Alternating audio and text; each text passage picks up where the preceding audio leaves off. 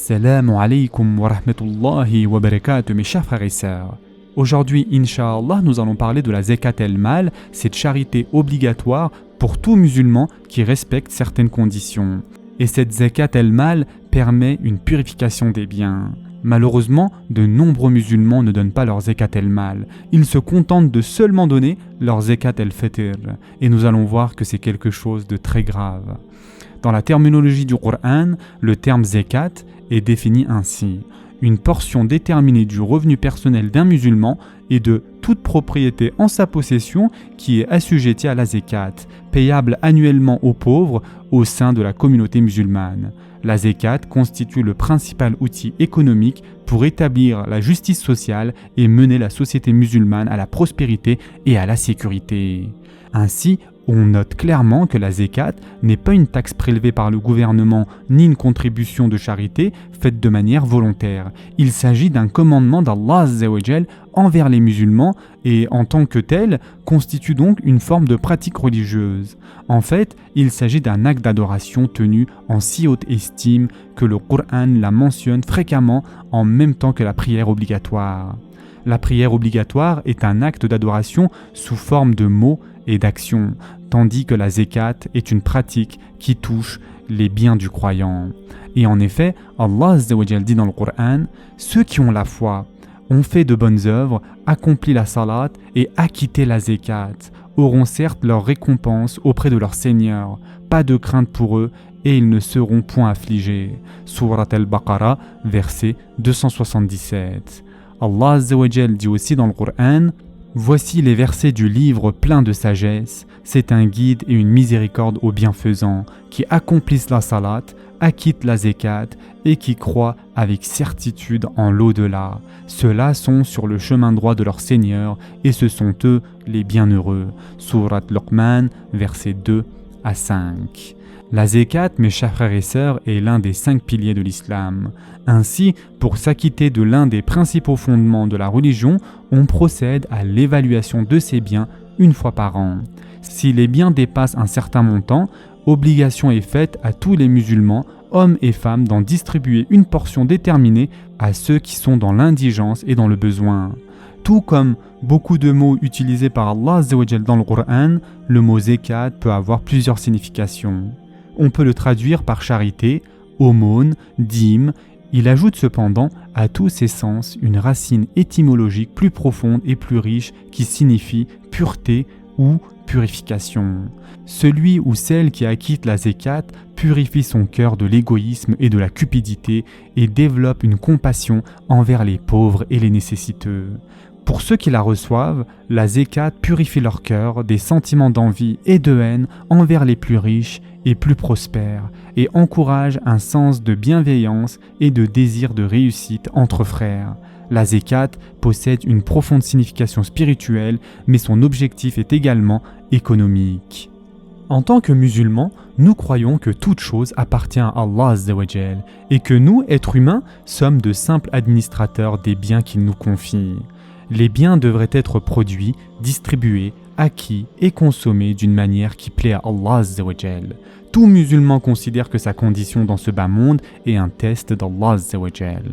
Les plus fortunés ont l'obligation d'être généreux et charitables et les moins fortunés ont l'obligation d'être patients, œuvrer à améliorer leur situation et de ne pas faire preuve d'envie ou de jalousie. Allah subhanahu wa ta'ala souligne bien que la place ultime d'une personne dans l'au-delà n'est pas déterminée par sa fortune ou les biens qu'elle possède, mais par sa piété, son caractère et son comportement. Et en effet, Allah Azza wa Jal dit dans le Coran: il possède les clés des trésors des cieux et de la terre, il attribue ses dons avec largesse ou les restreint à qui il veut. Certes, il est omniscient. Surat Ash-Shura, verset 12. Allah Azza wa Jal dit aussi: c'est lui qui a fait de vous les successeurs sur terre et qui vous a élevés en rang les uns au-dessus des autres, afin de vous éprouver en ce qu'il vous a donné. Vraiment, ton Seigneur est prompt en punition. Il est aussi pardonneur et miséricordieux. Surat Al-An'am, verset 165. Mes chers frères et sœurs, la zakat a une valeur à la fois humanitaire mais aussi sociopolitique. Elle a été conçue par notre Créateur afin de redistribuer les ressources et encourager la responsabilité sociale. Lorsque la zakat est collectée et redistribuée comme il se doit, elle minimise les besoins des citoyens jusqu'à faire disparaître complètement la pauvreté et l'indigence au sein de la communauté musulmane.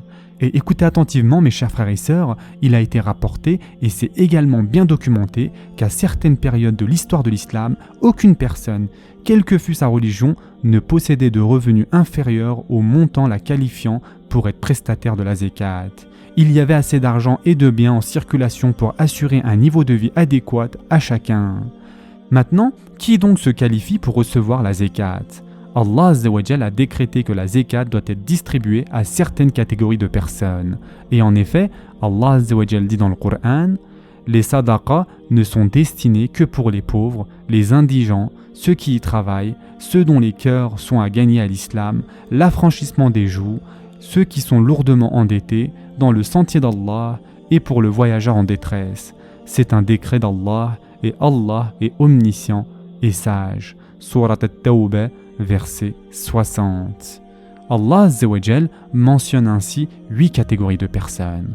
Tout d'abord les pauvres, c'est-à-dire ceux qui peuvent subvenir à leurs besoins de base mais qui n'ont pas de fortune personnelle ni de gagne-pain assuré. Deuxièmement les indigents, c'est-à-dire ceux qui sont extrêmement pauvres et qui n'arrivent même pas à subvenir à leurs besoins de base. Troisièmement, ceux qui sont chargés de collecter et d'administrer la zakat, bien sûr indépendamment de leur fortune personnelle. Quatrièmement, ceux qui sont récemment convertis à l'islam et qui songent à se convertir. Cinquièmement, la zakat peut être utilisée pour affranchir des esclaves. Sixièmement, une personne dont les dettes dépassent les actifs dont elle dispose. Septièmement, ceux qui sont loin de chez eux et qui travaillent au service d'Allah Azza wa Jal. Et enfin pour terminer, huitièmement, un voyageur immobilisé quelque part ou perdu et qui a besoin d'assistance financière. Une personne tenue de payer la zakat est exclue de la liste des récipiendaires. La zakat peut être directement distribuée aux individus ou elle peut être versée à un organisme ou une association veillant au bien-être social. C'est alors à l'organisme ou à l'association en question de la distribuer à sa discrétion à ceux qui la méritent.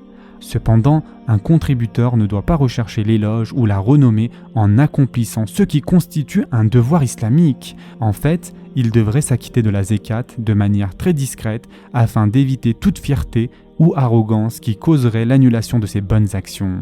Dans certaines circonstances, la divulgation des contributions pourrait cependant encourager d'autres à rivaliser en générosité. L'islam est une religion qui encourage la générosité et la zakat n'est qu'un des moyens qui encourage cette qualité dans notre vie de tous les jours. L'un des principes les plus importants en islam est le fait que tout appartient à Allah Azza wa Jal.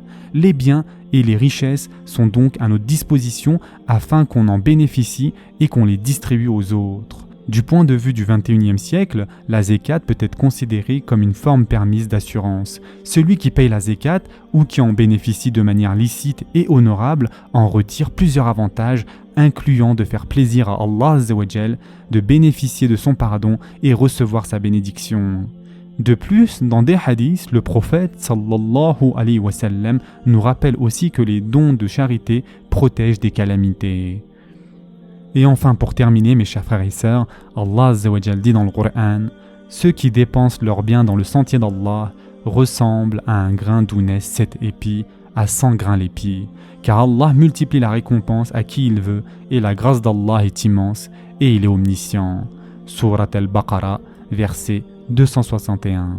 De plus, pour ceux qui voudraient savoir comment calculer leur zakat et si justement ils sont assujettis à la zakat, vous trouverez dans la section commentaires un exemple de calcul.